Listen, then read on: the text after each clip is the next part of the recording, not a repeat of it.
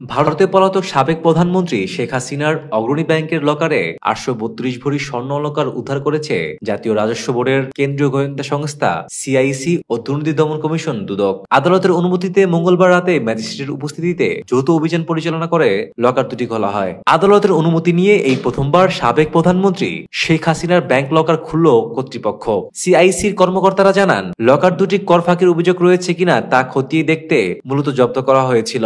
এর আগে গত ১৭ সেপ্টেম্বর রাজধানীর দিলকুশে অবস্থিত অগ্রণী ব্যাংকের প্রধান শাখা শেখ হাসিনার মালিকানাধীন ৭৫১ থেকে ৭৫৩ নম্বর লকার জব্দ করেছে সিআইসি। পরে তদন্ত কার্যক্রমের অংশ হিসেবে মঙ্গলবার রাতে লকার দুটি খোলা হয়। তদন্ত সংশ্লিষ্ট সূত্র জানায়, এর আগেও গত ১০ সেপ্টেম্বর রাজধানী সেনা কল্যাণ ভবনে পূবালী ব্যাংকের মতিঝিল কর্পোরেট শাখার অবস্থিত শেখ হাসিনার ১১৮ নম্বর লকারটিও কর জালিয়াতি ও সম্পদের উৎস অনুসন্ধানে উদ্দেশ্য জব্দ করা হয়েছিল। তদন্ত সংস্থা জানিয়েছে, জব্দ করা স্বর্ণ অলংকারগুলোর বাজার মূল্য নির্ধারণ, উৎস অনুসন্ধান ও কর ফাঁকির অভিযোগ প্রমাণিত হলে পরবর্তীতে আইনগত ব্যবস্থা নেওয়া হবে।